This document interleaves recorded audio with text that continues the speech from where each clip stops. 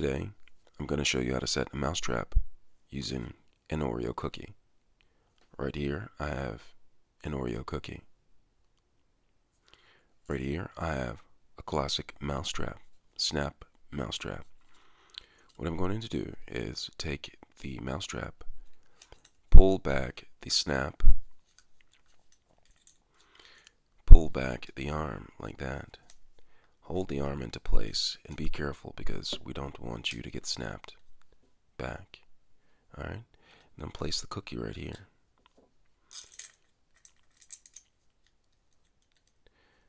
Then place the arm into place like this.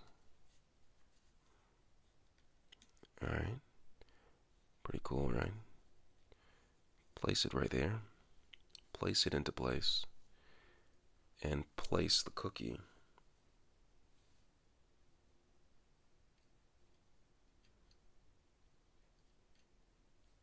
somewhere like that. And then place the mousetrap against the wall. And that's how you put an Oreo cookie onto a mousetrap. Let me know if you have any questions.